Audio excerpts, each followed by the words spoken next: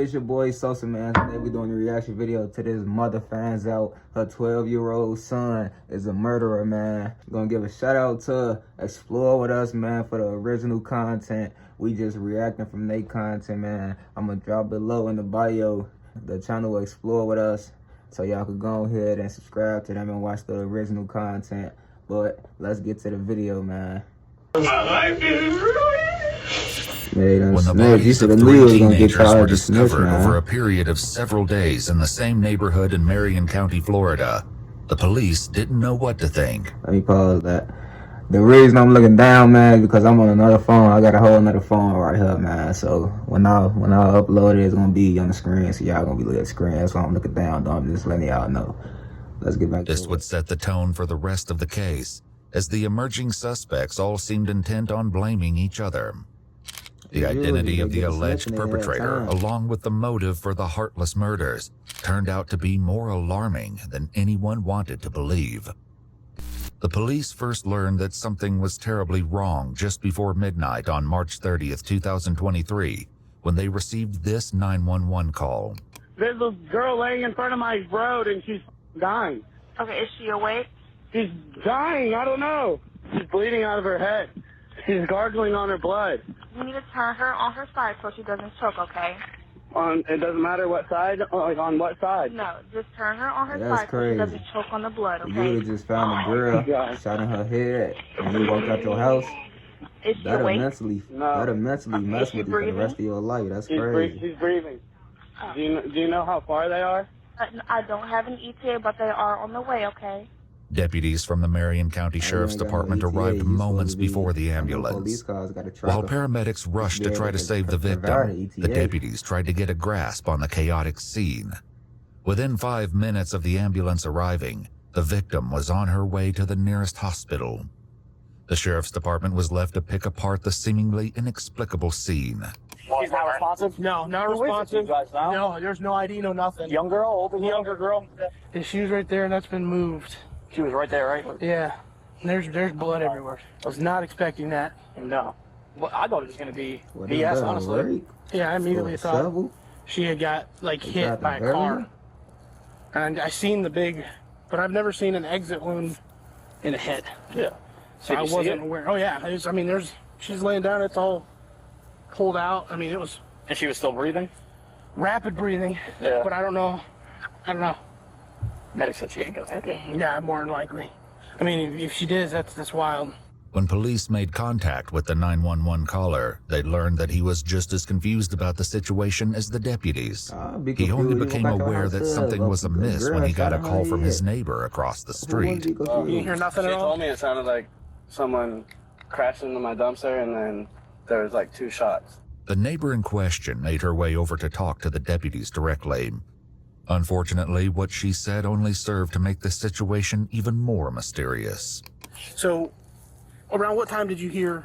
You said it sounded like a gun, like a... Yeah, it wasn't a loud gunshot. I would say about 20, 30 minutes ago. It wasn't a loud gunshot, but I heard about 4 or 5. And I kind of blew it off casually, and then I just looked out of my window because I did think it was strange with it, how late it was. And I saw the car run into the dumpster. And once I seen the car run into the dumpster, I stepped out my door, and I seen a man run out of the car down the road towards my yard, and I yelled at him, "What the fuck were you doing?" And then I seen him run back towards the car, take a minute, and I was calling him because it was a dumpster, and I seen him skirt off into the neighborhood. Did you see if anybody was in? Was it only one? Was there I several only people? seen one person running, and it was a male. It had a male figure, had a hat on. I want to say he was like 5 foot, maybe, but it was only one dude running down the road. This once again tracked with the evidence, as police found several sets of footprints at the scene. Did you hear the crash first, or did you hear what sounded like? I heard the gunshots first. The deputies closed down the main entrances and exits to the Forest Lakes Park neighborhood, hoping to catch the alleged shooter as he attempted to flee. Unfortunately, the area was heavily wooded, with plenty of places to hide and lots of back roads. This made for a difficult search for police and an easy getaway for the alleged perpetrator. Meanwhile, the hospital where the victim was being treated was able to provide some help in that regard. They identified the girl as 16-year-old Layla Silvernail. Her grandparents, who were her legal guardians, were understandably distraught. Detectives first made contact with her grandfather, Kenneth. Layla was found, she was apparently with a gunshot wound, and she was taken to the hospital. So that's part of the reason why we came here, was to let you know about her status, but we also wanted to know any information that you had about who she was with yesterday, who she hanged out with. What's she in the hospital for? She had a gunshot wound. Huh? She was shot. You're kidding. No, that's what I told you when This I is came. what I've been trying to tell her. You're hanging around with a crew. Kenneth hurried to the back of the house to get his wife, Lisa. Grandparents tell you, they ain't with them, they ain't with them, they bad, they, you know, if you know. Layla's grandmother only seemed to become more distressed when the detectives tried to ask her questions. Lisa, come here. Lisa, have a seat right here. Is my granddaughter okay? Will she be okay? She's going to be at the hospital. I don't know anything. That's why I Lisa, talk to you. I'm the victim advocate, okay? I'm here for you. Have a seat for us. We need some information so we can find out who did this, okay? I like to know too. I will go and I will shoot their asses. So no. Where was she shot at? Does anybody know anything? She was shot in the head. Listen, that's all we have right now, okay?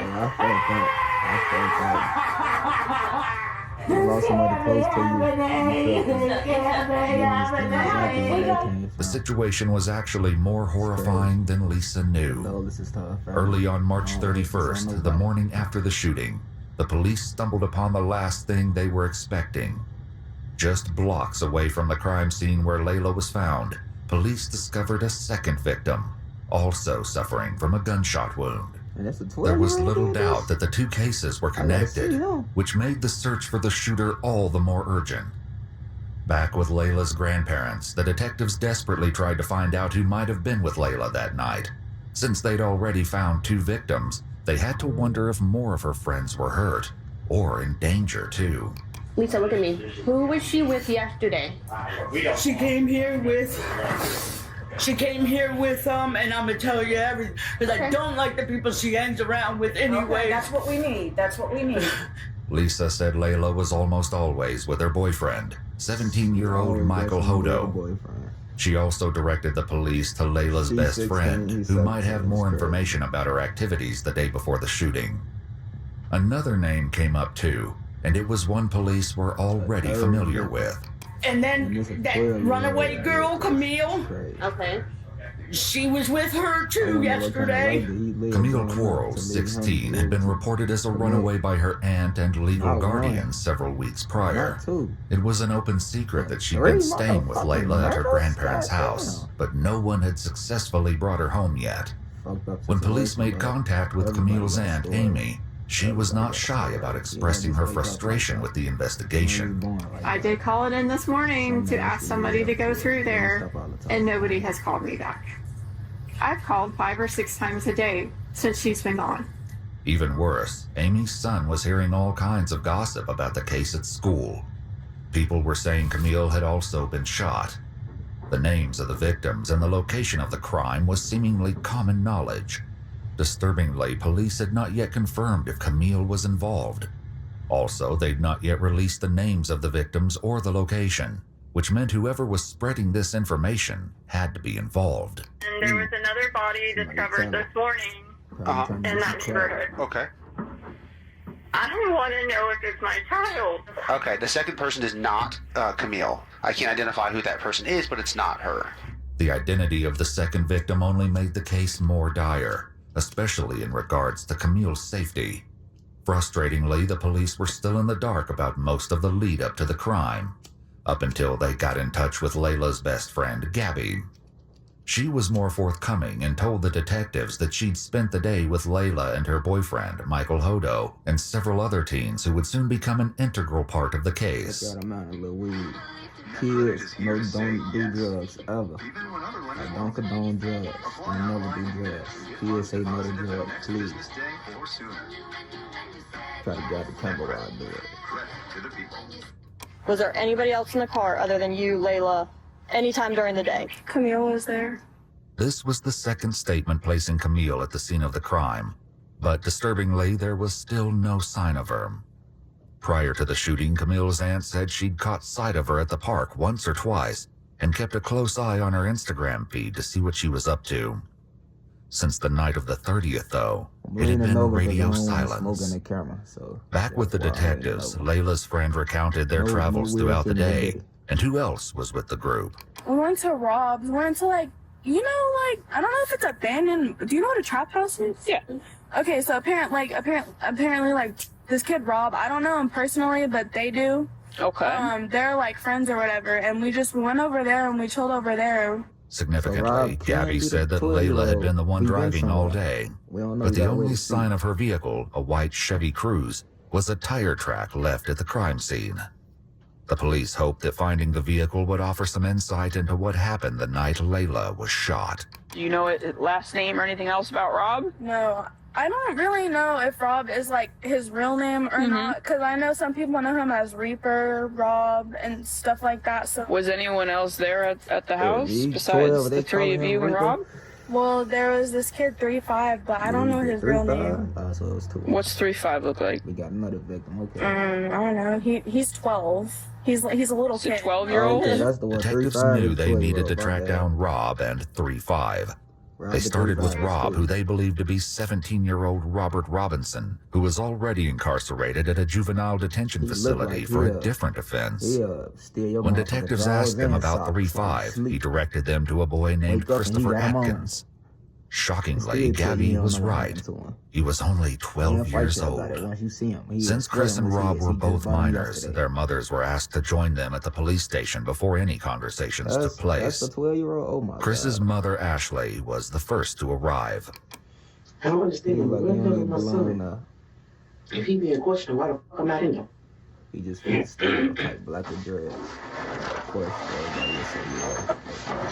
You can look at that little boy in the face and tell where's my son? He don't belong now. He's in the other room right here. They talking to him? Not yet, no. They're all getting their stuff together. It seems she wasn't convinced they weren't already questioning him, because Ashley did her best to hear what was going on in the other room.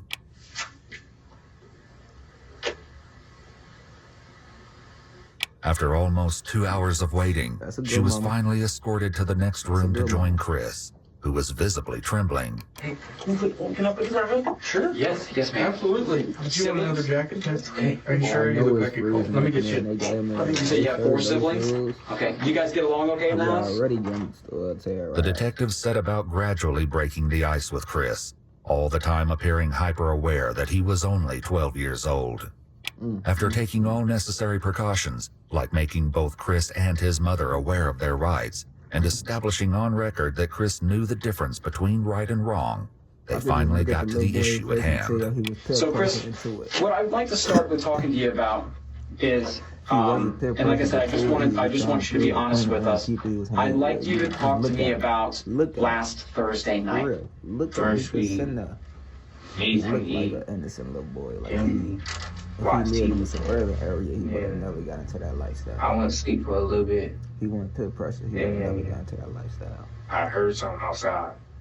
I opened the door. There was nothing outside now. I think I went to sleep.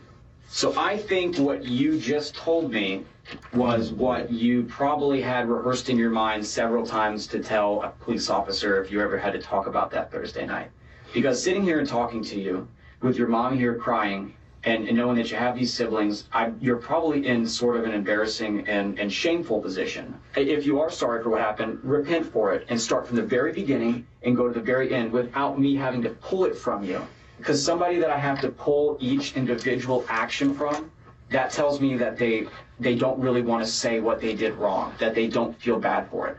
Reaper down there has been super honest. He looked like he told him. He took him a minute to get comfortable with me, and he's told me everything down to details that only he would know, and involved some of the details.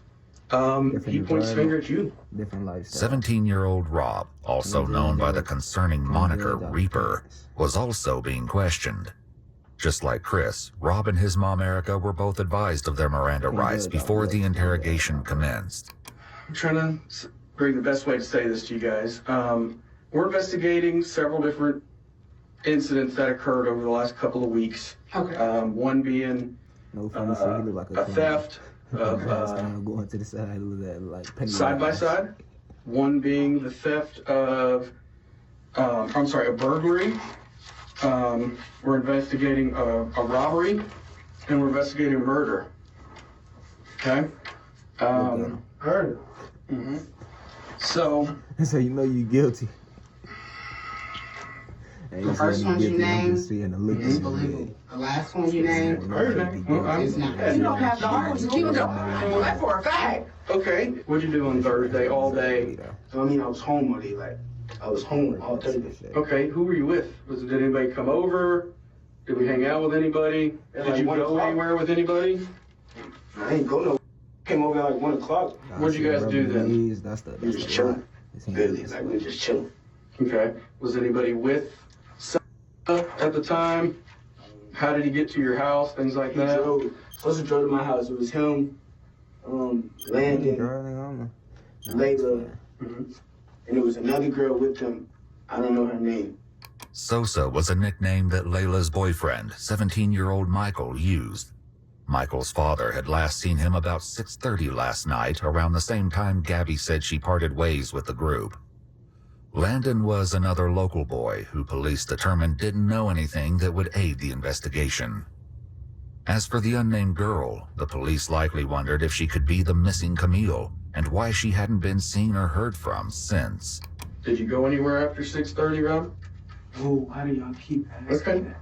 I just wanted to ask you because we've been working on our investigations. What do y'all think happened, bro? I'm telling you, you understand in the house that night. Like I only seen Sosa one time that day. Rob, we know you were out of the house after 6:30. Okay. We know you were with around 7 o'clock p.m.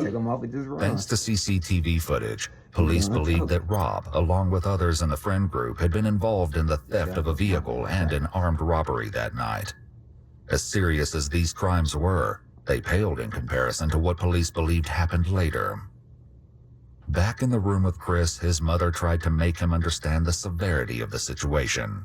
Well, you need to tell. If you ain't, now's the time. Now's the whole story. You know you left out of the house Thursday when I told you not to, and you finna speak. You better talk right now. Reaper's already told us what the plan was that night. So there's, I mean, we know what the original plan was. We're asking you now to be honest, and to come forth and tell us what happened and why it happened. And you know, that's a basic police tactic. When you say he, I never want to guess. Who's he? Reaper, aka Rob, took a lot of convincing before he opened up. Rob, right now you're protecting KTM and your buddy. You need to think about protecting. The disturbing meaning behind KTM will be revealed in due time. For now, the fact that the police knew about the mysterious phrase was enough to get Rob talking, albeit reluctantly. Was that the house? When you saw, when you were with, who was with y'all? It was me. 3-5.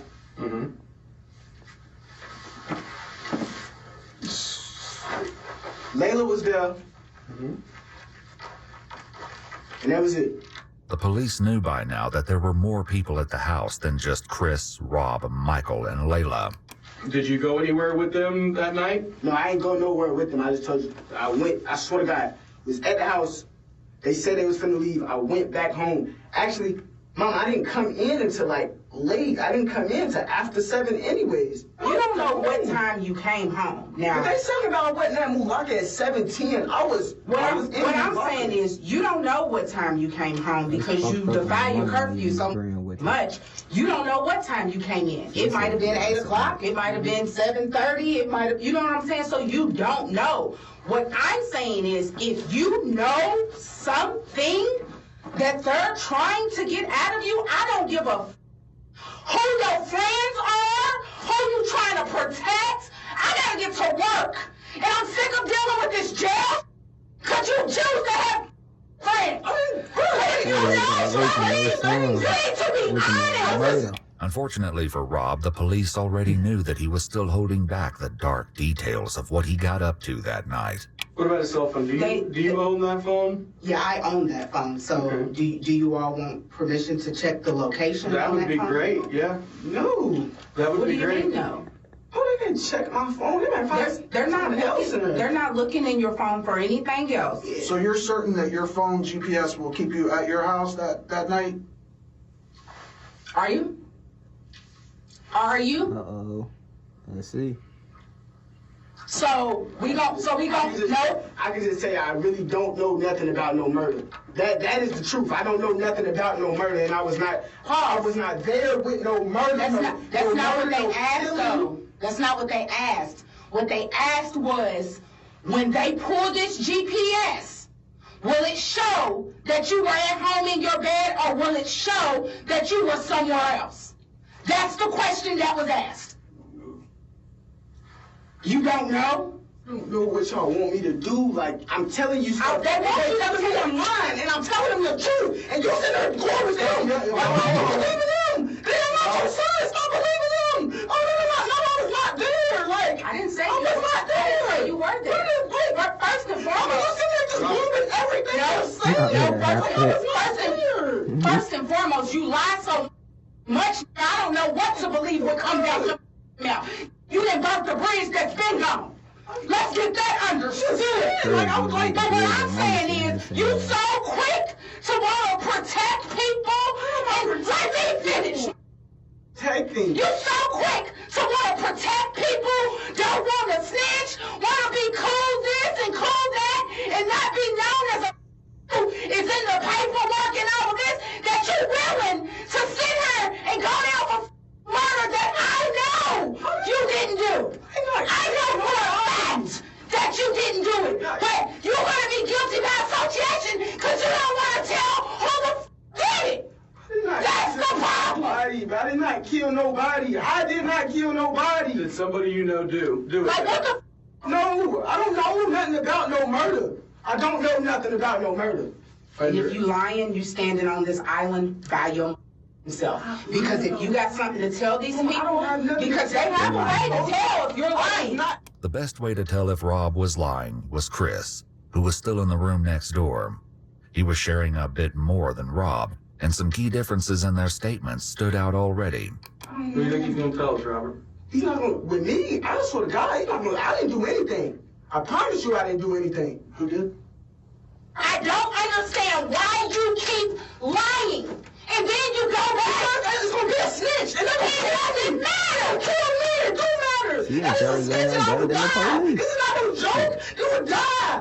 Like, you would die for snitching out here. People die for that. Real talk. Mama, people get popped and killed for snitching. We're talking about life sentences here. Right. And this is like really just listen. Your actions and the people you choose to hang with and all the bitch I didn't kill anyone. is slowly killing me. I should just pause. Let me talk.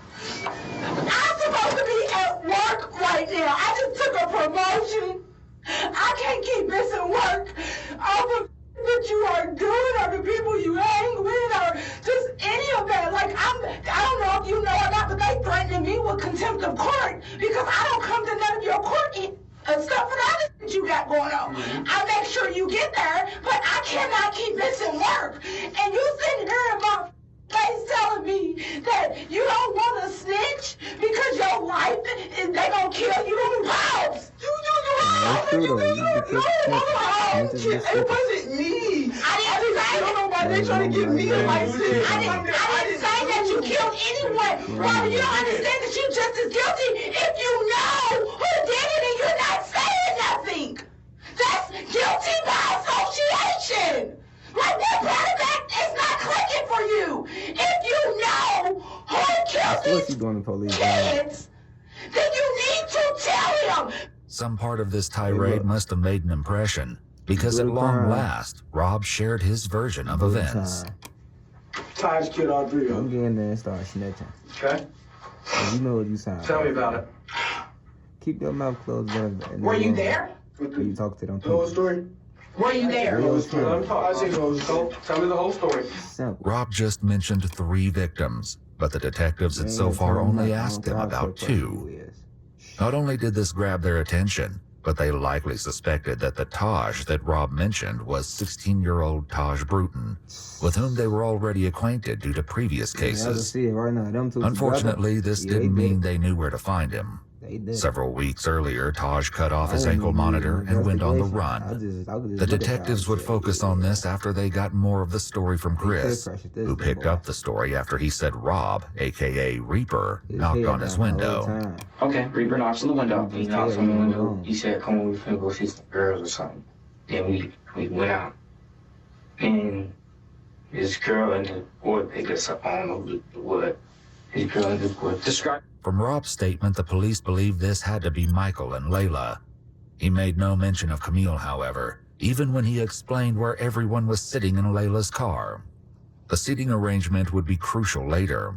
Layla was driving, Michael was in the passenger seat, while Chris and Rob were in the back seat. But they weren't alone. Then somebody came in the car, I don't know his name. It was like somebody in all black. Okay. And how does this person look? I know you said he's wearing dark colored clothes, right? I heard you say that. Ski mask on too, yeah. I'm telling you what, if somebody got in the car wearing a ski mask, I'd be like, what is going on? But that didn't appear to be Chris's response, and the detectives likely had a horrible inkling as to why. Yeah, I looked at Rob, I was like, I thought we were going to see some girls. He's like, yeah.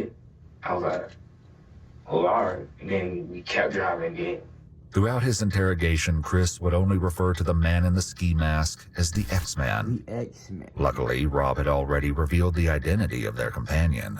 We went to pick up Taj. As soon as Taj came out of the house, the first thing he told me, he like, we knocking on, we knocking on. I was like, nah, but I ain't even trying to do all that.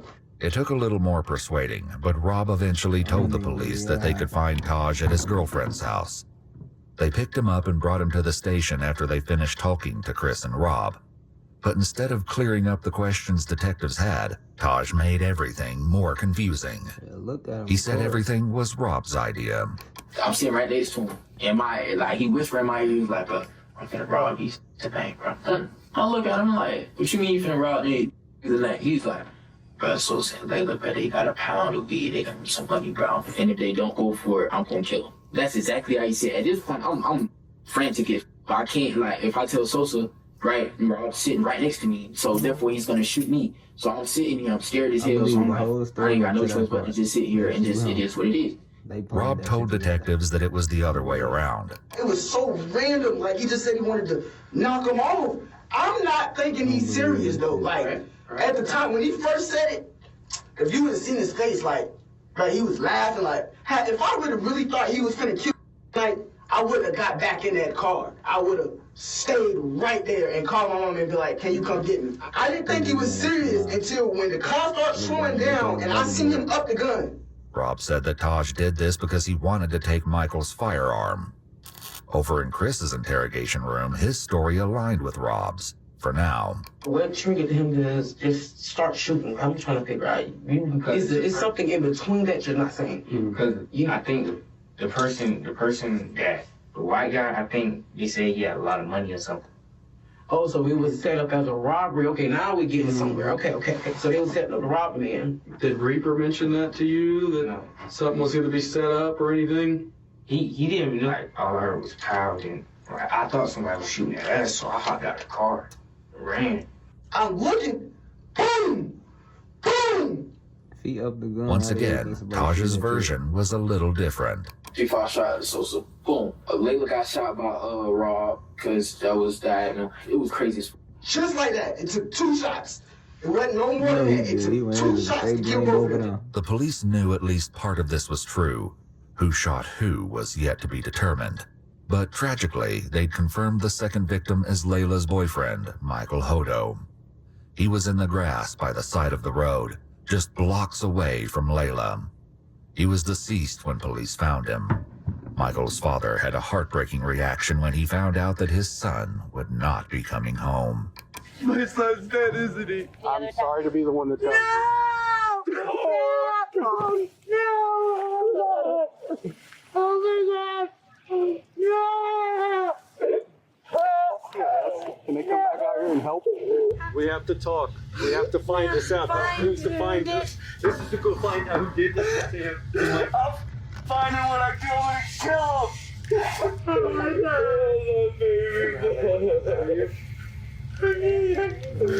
God. While Michael's family reeled from the devastating news, Chris continued with his upsetting story about Michael's final moments. And you said he shot this white guy first? Yeah, the white guy was like sitting like this. Where did he shoot him at? Like right here. And the gun was pressed up against his head? Is that what you're? I think it was like. Okay. And then what about the white girl that's driving? Tell me about that. He turned the gun and shot her. Where did you shoot her at? And I don't know. Rob agreed, which would soon become increasingly rare. Where did he shoot Layla? I think it was headshots. On the other hand, Taj put the blame back on his two companions. I know he shot Sosa in the back of the head. I seen that happen. I seen Rob try to shoot her, right? And when he tried to shoot her, he shot her, and then his gun didn't go off, so he reloaded it again and shot her. All contradictions temporarily aside, Chris added another disturbing detail. Did he see it coming? No, it was like to the back of his head. Okay. Did he have any time to defend himself? No, but Taj just upped him and shot him in the head. At this point, police were still searching Forest Lakes Park for evidence. Now that they knew the shooting had occurred in Layla's car, it was more important than ever to find the vehicle. Most of all, though, they were looking for any sign of Camille. They hoped to find her alive, but the police were likely aware that, like Layla, she could be seriously injured and in need of medical attention. If that was the case, every passing moment decreased her chance of survival. They never even mentioned the For the time being, though, her family was left in an exhausting state of limbo. The situation was made infinitely worse by rumors that Camille had been caught up in the shooting. Frustratingly, the police still had no concrete answers for her family. They had to hope that Chris, Rob, and Taj would ultimately provide an explanation. They got even closer when Chris continued with more of the story, but once again, the details started to get shaky. Was the car driving whenever they got shot? No, it was just like, it stopped, and then like it kept going. That's fucked up. And I hopped out the car and kept going. Fucked up. Where did the car keep going when it kept going? Like to a dumpster. Did you get back in the car? Yeah, I got back. I mean, did you want to get back in the car, or did you not? No, you didn't want to. Okay, what made you get back in that car? Explain to me that. Because he had a gun. I thought he was gonna get shooting at me. Because if I was just with him and if I was just with him, he just killed somebody, and he probably would kill me too because he think I was a snitch. On the contrary, Rob said that he was the one who jumped out of the car. When he shot Layla, I got out the car because the blood started dripping. I ain't wanted to get on me. Taj claimed the same thing. I get out of the car, they still shooting because it was like 4 to 6 shots. I don't know exactly how many shots it was, but it was a couple shots, bro. So at this point, we hear this lady. This lady's over there like, I'm running, I'm trying to hide in the forest. I don't know what the fuck I'm gonna do. I'm trying to call Spring, everything. So this lady, hey, what's going on over there? He sees me, or I guess he ran back over there, or I run over him. He was like, hey, this, that, and the third. So I'm like, I'm gonna just do what you tell me to do. I just wanna go home. So the only thing that this established was that at least one of the boys had gotten out of the car. But this wasn't news, as the woman who saw the car hit the dumpster also told police that she saw a male figure running around shortly after she heard gunshots and saw the crash. The detectives decided not to challenge the boys on this front for now, and pushed for the truth on more important matters instead. They started with Rob. What happened to Layla? Where did they... I don't know. Taj threw Layla out the car and hopped in the driver's seat and started driving. Rob said Taj repeated the process a short time later. Taj pulled body out the car, patted him down the mechanic. He grabbed the mechanic, got back in the driver's seat, and drove off. Was that next to Layla where she was pulled out? No, it was in a different spot. This made sense to police because the second crime scene, where Michael's body was found, didn't have much blood. There were, however, what appeared to be drag marks leading from the road towards the brush where the body lay. Did you help take... I ain't touch nobody. I ain't touch a body. I ain't touch nothing.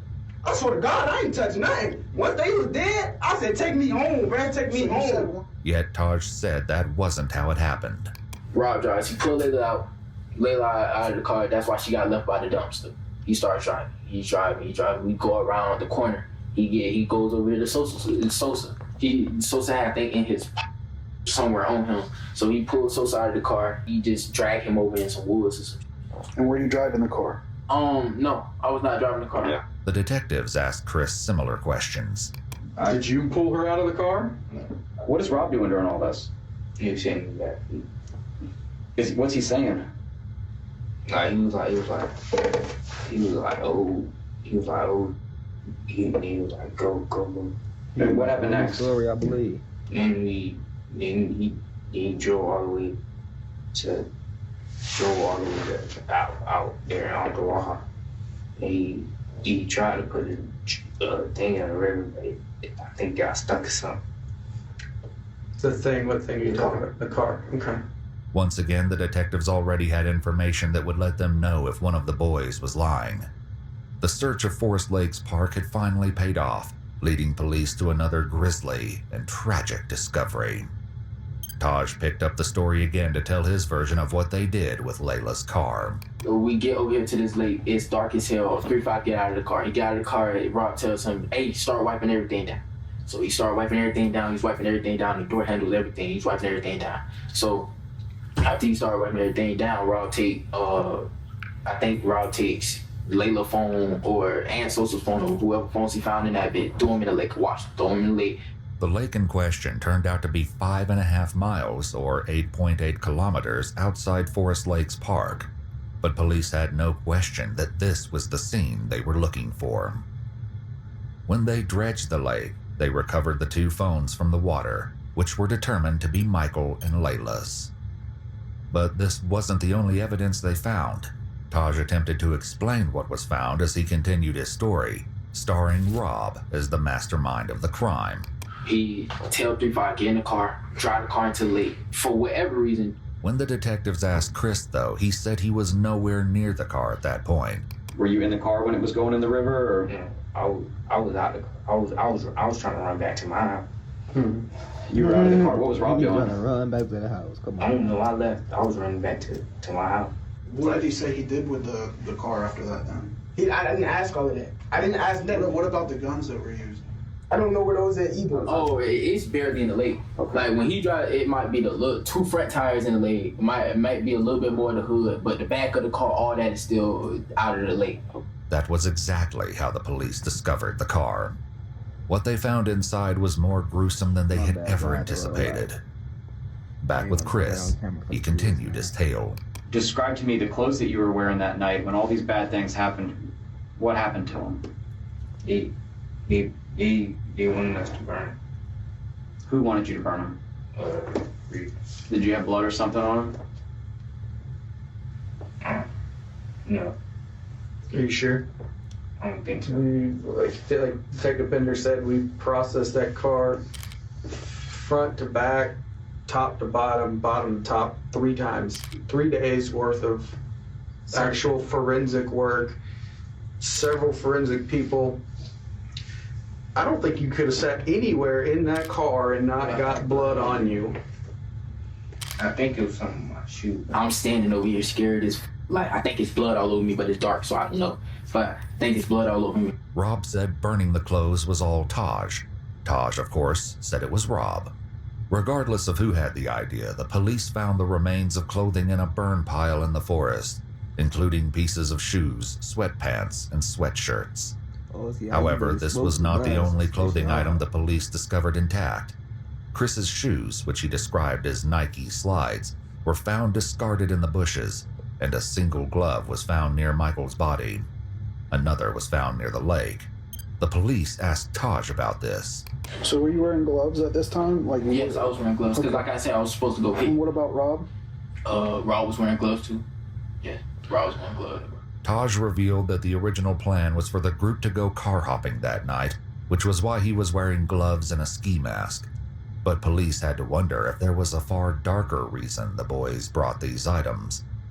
For now, the detectives wrapped up the conversation with Rob. Do you feel a little better now that you were honest? Did you need to get that off your chest? Worse. Now I feel like I just snitched on everybody and The detective stepped out, but little did Rob know that his night at the police station was far from over. There was a lot more that he needed to fess up to, but for now, he was left alone with his mother. Charge you because you really didn't come forward. Did he come forward? I'm talking about when it happened. I just told her everything. I'm just letting you know, bro. You don't understand. I'm gonna get charged for murder. Mama, who was the one that was snitching on everybody? If I was gonna get charged, why did you make me snitch? I said I don't know. You snitched the set. What's the point of snitching? We're gonna ask you to step out now.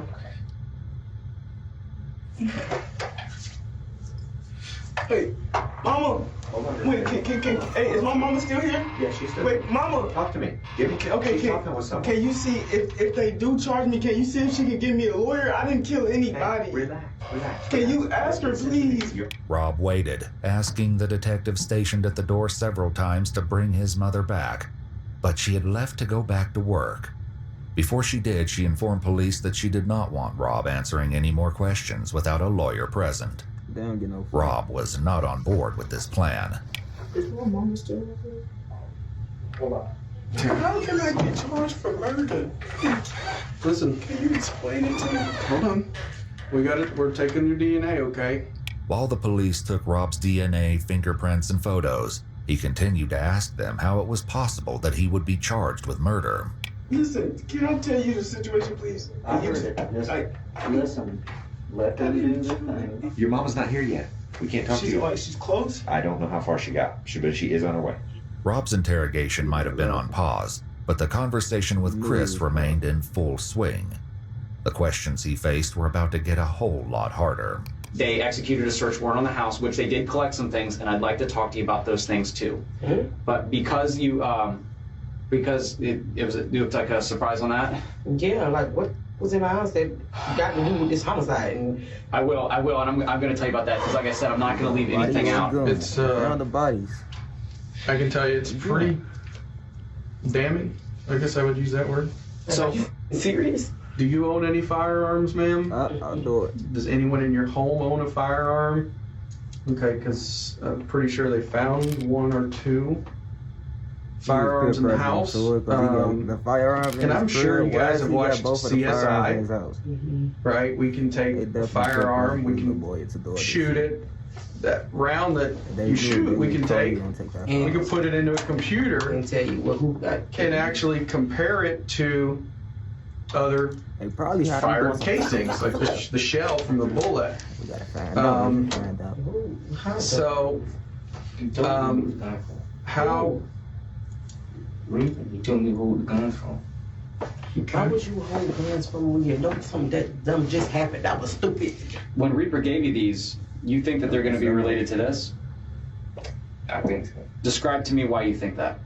Because he said, put these up, make sure your mama don't find them. And the gun that you saw X-Man use, was it either one of those two guns? I think it was black. Meanwhile, Rob continued to wait. Didn't kill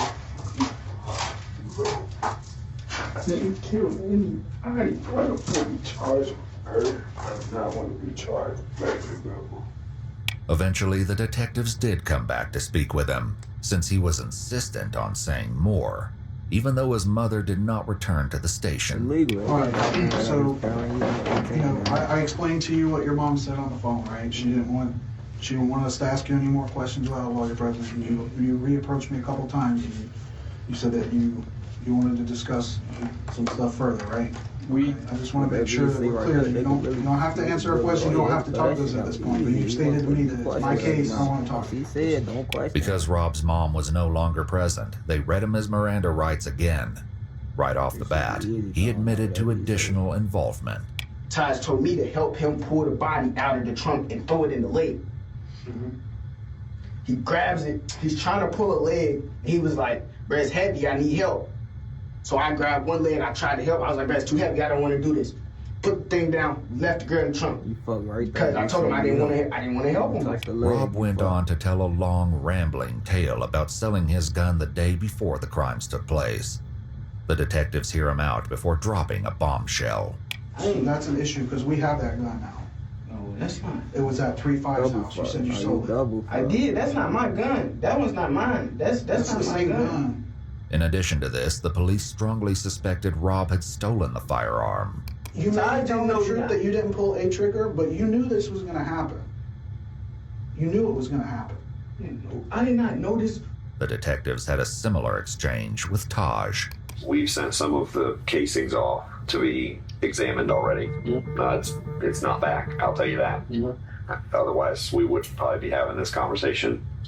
That those casings aren't going to come back, like he said, to a third gun. To a third gun, they shouldn't. Multiple casings were found at all 3 crime scenes, but especially near the car at the lake. Even if the boys weren't budging on the issue of who shot who, lab tests would reveal the truth in due time. In the meantime, the detectives brought up something 2 of the boys in particular were probably dreading. Let's talk about the trunk of that car. You looking at the trunk? Yeah. There's another part that we haven't talked about. I ain't got nothing about the trunk. Trunk? Mm-hmm. It was a girl in the trunk. Ooh! And he told me to open the trunk. A girl in the trunk. Yeah, that's crazy. Where did he tell you to open the trunk from? Let me see this right. He told me to open the trunk from the inside, like the inside. Okay. And whenever you pulled that open, tell me about what you saw in there. Himself. He said touch the leg, he opened the trunk. All I seen was luggage, and then he said move, and then he shot. Okay. You said all you saw was luggage? Luggage and it was like a girl. And what part of her body could you see? Could you see her feet, or hair, her hand? Describe to me. I seen hair. I did not even know it was another person in the trunk at all. Okay, so you just riding around and she just in there? Yeah, I mean, we rode around like that before, though. Just because there ain't no room for all the people? Just because there ain't no room for all the people. When you go to open up that seat, what were you thinking in your head? Like, what am I gonna do? I don't know what to do. Like, I was confused. I was like, I was thinking like there's a person back there. Did this person say something? Describe to me what you heard whenever you opened that seat up. What noises? All I heard was somebody telling me to watch out, and I heard a gunshot. 2 gunshots.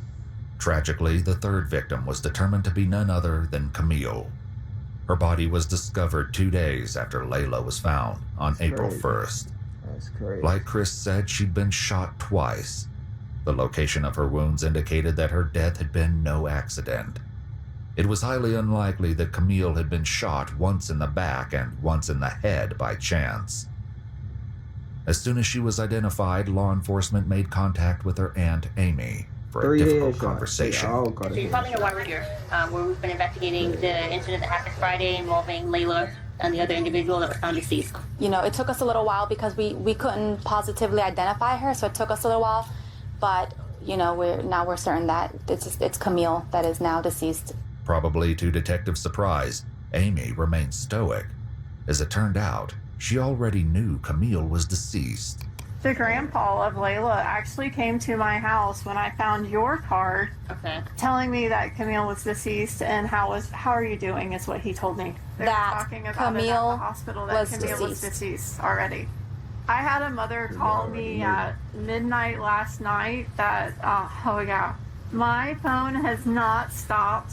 While Amy tried to come to terms with the loss of her niece, the detectives at the police station asked Chris more about the specifics of Camille's murder. What happened after he shot her? Regardless. And he closed it, and we left. How many times did he shoot her? Yeah, that's what we're gonna. I think once, twice. What is it? One twice. Twice? Okay. Do you know what part of her body he shot her? No, when I opened it, he got empty, so I looked away. As if this wasn't horrific enough, Taj put forth an even more disturbing version of events. Predictably, he insisted he was not the shooter. The culprit he named was spine-chilling. Who folds the seat down? 3-5, because he was on the side, so he hops out of the car, right? He get out of the car, flip the seat down, boom, hit her once. So he shot her once. Where did he shoot her? Oh, I don't know. I couldn't see exactly where he shot her at all. And then she's not dead yet, so Rob sees that and he shoots her to make sure she's dead. So Layla got one headshot and then Camille got two because she wasn't dead yet. For once, Rob agreed with Taj, at least partially. Before his mom left the police station, he told this to the police. It was 3-5 that did that. 3-5 dropped the seat and shot the girl, and he shot her in the head. And then Taj was like, shoot the in the back, shoot the in the back. 3-5 dropped the back seat and he shot the girl. She was still alive. He's like, finish her. So he shot it again. 3-5, police knew, was Chris's street name. Still, something wasn't quite right. After getting this far, the police were not willing to accept anything short of the full truth. Now, Reaper, Rob, there's a lot of similarities that are overlapping here, but there's definitely a discrepancy that Rob told us about what happened to the person in the trunk. They're trying to make him the shooter, right? That's what y'all leaving out. I mean, be honest. Be honest. We being all being honest here. Just be honest. Is he the shooter? That's what they're saying. That's all you gotta do. That's all you gotta do is just say that. I mean, stop going around it. I can tell you that he is not. You, Chris, are not being blamed for those people in the front seat. In the back seat is what the trunk. It's the one that we have some issues with the trunk. I'm gonna keep it real about. Tell us. Be honest, baby. It's okay. Because you're gonna feel so much better. You're gonna feel so much better. You're gonna feel so much better once you talk about what hits. Tell me. Say it. Just say it. He said, if I ain't do it, you gonna kill everybody I know. So tell us what you did. He said, AJ, you gonna kill everybody I know. Yeah. Who made you do it? Who is it? Rob. Rob made you do it? Yeah. He said he gonna kill everybody you know. Well, who is the X-Man? I don't know who that is. Now, did you... Just calm down. I like this. Yet again, Rob said something different. Before his mom left the station, he had shared this information. Taj made him kill the person, or he was gonna kill 3-5. Is that what he said? He told 3-5, if you don't kill this girl, I'm gonna shoot you in your head. Let's go on here. He said that he would kill everybody you know, and he did fire a gun. Tell me about what you did. I think I shot the girl. I don't know where it was, but and then he came up and shot her too. Okay. Who did? Rob. Okay. So when you shot her, what gun did you use when you shot her? The ace dude gave me the Scott. If Chris used Taj's firearm, that would explain why they only found 2 weapons during the search warrant. This brought up another question, though, which the detectives had addressed with Rob and his mom. So that's my concern here, is that you said that Taj was pretty much orchestrated this and was concerned that 3-5 would snitch on him. So he made 3-5 do that. But you saying that he was completely fine with you not taking any part of that? Yes, with me, he just told me, if you snitch, I'm gonna kill you. With his mom there, Rob insisted that he was innocent. Now that she was gone, though, the police hoped he might be more forthcoming. I honestly don't think you're a cold-blooded killer. I know Taj, I've dealt with him, and I've dealt with you. And there's a reason I wanted to talk to you. Because I don't think you're that dude. I don't think you're a cold-blooded killer. Taj, I don't know anything about 3-5. I've never met him. But I'm telling you that when the evidence says that you were there and that you shot someone, there is no explaining that. Evidence is gonna tell you that I'm there, but all I can tell you is that I didn't shoot nobody. Did you shoot Layla? No. Because I got information that somebody that was in their car had a thing for Layla, and he couldn't do it. So somebody else did it. No. Okay? No, that's not true. Your brother's talking. Is there any reason why he would be telling people that you shot one of those people if you didn't do it? Police likely used this as a tactic to get Rob to talk and hopefully reveal the truth. Perhaps this was how Amy knew Camille was deceased before the detectives contacted her. In Chris's interrogation room, his mother struggled to come to terms with what he'd done. You shot somebody that's dead. What the No, this is a homicide. This is 3 people. Man, this is that's serious. People who kill my family. What am I supposed to do? That's why. I understand. That's what we were trying to tell you from the beginning. Chris, take a deep breath. Just calm take a deep down. breath. Now listen to me. When you say that someone threatens your family and threatens you, I need to put it in the report. Take a deep breath. Please tell me what am I supposed to do? Chris's mom didn't have an answer to that. She asked one of the detectives if she could step out for a moment to compose herself. He know I live. He know my whole family. He was gonna kill my whole Are you talking about Reaper? Or are you talking about Stavo? See him? Reaper. Don't be him. He was gonna kill my. Let's talk about X-Men real quick. No, you're ready to do that time, do the crime. I think you know who X is, and I think you're scared of him. Rightfully so. They both said it was gonna kill my family. Okay. They both said that? Did they ever point a gun at you or anything like that? Yeah. Who pointed a gun at you? The X-Man. He's like, don't tell nobody. Don't tell nobody. I'm gonna kill you. I'm gonna kill your mom. Rob also told the detectives that he and Chris were in serious danger at the time of the crime. Let me tell you something about Taj. Taj tell you he's finna do something, and you decide not to do it with him, then I probably would have died with them. So were you afraid of Taj that night? Because if I did not do what Taj wanted me to do, I would have died that night with them. Taj is that bad a dude? Bro. Taj, on the other hand, claimed Rob always planned to let him take the blame. If anything, if one of us go down in anything, and Taj, it was you. You did it. Everything. You did it. Legit. You shot everybody in the car. It was not me. If he got caught up, then I was then you go find my mama. The whole night I did not have a gun. Rob continued with his story, claiming that he only participated out of fear. Did Taj tell you to put a gun to somebody? Taj told me he told me he gonna kill Sosa. He wanted me to shoot Layla, and then he wanted 3-5 to shoot the girl in the back. I told him I didn't want to do it. Told me if I didn't do it, he was gonna kill me. You hold a gun to Layla's head?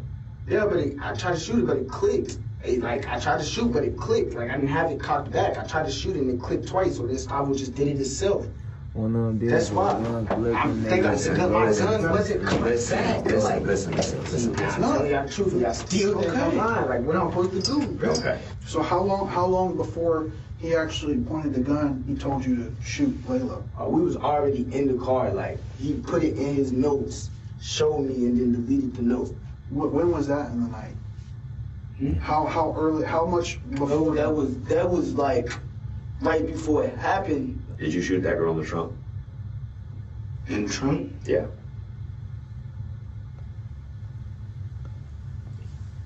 Like I said, I wasn't there. 3-5 shot that girl in the trunk. Still, the police suspected something was being left out. Was she still moving after you shot her? He said she was still breathing or something. Mm-hmm. Who said that, X-Man or Rob? Did you shoot the girl once or did you shoot her twice? I mean, it doesn't matter at this point. I shot her once, and he shot her again. Chris was talking about Rob. Thankfully, the police were finally getting somewhere with him, too. You shot her once. How many times did you shoot her? Once. You shot her once? Where'd you shoot her? I don't know. Yeah, you do. There ain't no question. There ain't no question where she was shot. You talk about one end to the other. Where'd you shoot her? Just shot, bro. I seen her and I shot. Why? Because she was still alive. She was gonna snitch on us all. We was all gonna go to jail for life. I didn't want to do none of it. If I didn't kill that girl, Stavo was going to kill me. I swear to God. I'm looking at her in her eyes. She's dead. Finally, the truth came out. Ballistics reports comparing shell cases found at the scene to the firearms found in Chris's house indicated a match. Whether or not there was a third shooter remained to be seen. I am. I did not want it to happen. I never wanted that to happen. I never wanted to kill anybody. I never wanted to shoot anybody. I never wanted any of that to happen. I just wanted to get a little bit of money. The detectives made one last effort with Taj. People already ended up there because of you guys' craziness. No, not my craziness. It's not my craziness. Were you going to rob them and it was like either you had to do what you had to do, or a finger slipped and it scared everybody in the car, and then it's too late at that point. Yeah, I feel you, but that makes more sense than the story that they're telling, that you planned to kill these people, that from the beginning of the night. I didn't shoot no gun. We talked to Rob and we talked to Chris for hours. For whatever reason, one of them was more afraid of bringing you into the middle of this than they were Rob. So for that story that Rob's this guy that's, you know, threatening everybody, or his people threatening people, or your people, I just don't see that. But Taj remained stalwart, insisting that he had never used a firearm that night. The detectives hoped that unpacking one final secret could be the key to determining the truth about his involvement. They turned back to Rob to accomplish this. Like Chris and his mom, Rob was also given a jacket to keep warm in the cold police station. But he used it in a less typical way. Even as he tried to get comfortable in the interrogation room, one of the detectives returned to unpack a final secret to try to pull the case together. The KTM, what exactly, what is it that you guys do? What is it? Like a gang? No. It's the first time we did something for it. How many people like consider themselves a part of KTM? A few of us, me, Gustavo. KTM, kill the murder. Rob's list went on, but he only had nicknames for most of the KTM members, not their real names. Notably, Michael, Layla, and Camille were not included. I was the leader of it. Chris was somehow even less willing to give up the details of KTM. What's the deal with the KTM thing? KTM. Huh?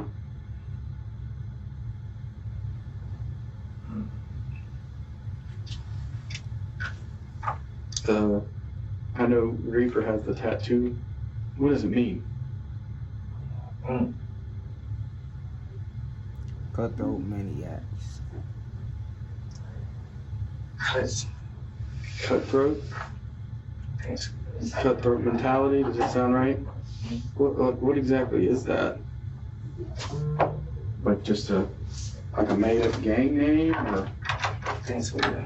One of Michael's close friends eventually came forward, provided the police would keep his identity anonymous, and confirmed that KTM was indeed a gang. His description of their activities was chilling. Their mentality is a mentality that they'll do anything to you and not give a fuck. Just to get the money? Yes, just to get the money. Just to get what they want, basically. With that, the detectives had all the information they needed to move forward with the case. It had taken 8 hours each to get the truth from Rob and Chris. The detectives stepped out, leaving Ashley and Chris alone for a few moments. Listen, baby, listen. Listen. It's not over. Yes, it is. It's not over. It's not over. You just better pray and hope that the gun that you shot her with wasn't murder. Ashley also had some devastating news to deliver that was sure to upset him further. I'm gonna go to jail. That's when I leave him. So that's I got one. So I'm gonna go. And Grandma's gonna be trying to figure out something. I'm gonna try to get out of this. When I get out of here, I'm trying to get you home. Ashley had a warrant out for her arrest, and in order to be with her son while he was interrogated, turned herself in to police. She was charged with possession of cocaine and methamphetamine and taken to county jail. Chris, Rob, and Taj were all taken to juvenile detention, and on May 15, 2023, a grand jury indicted all three boys. Preparations began to take the case to trial, where they will be tried as adults. Taj and Rob are both facing 3 counts of murder in the first degree because, tragically, Layla did not survive her injuries. She passed away just days after Camille's body was discovered. Taj also has been charged with robbery with a firearm, tampering with evidence, tampering with an electronic monitoring device, carjacking while armed, aggravated assault with a deadly weapon, and grand theft auto.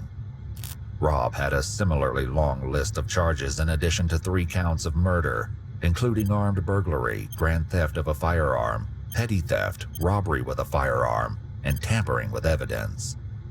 Chris, meanwhile, was only charged with 1 count of murder for Camille, whom he admitted to shooting while she was in the trunk. The other charges against him were dropped, including grand theft of a firearm and burglary. However, he's now facing an additional charge of battery after getting into a fight while incarcerated. Currently, all 3 boys have entered pleas of not guilty, but the trial is ongoing. What the court finds and how justice will be served for Layla, Michael, and Camille remains to be seen.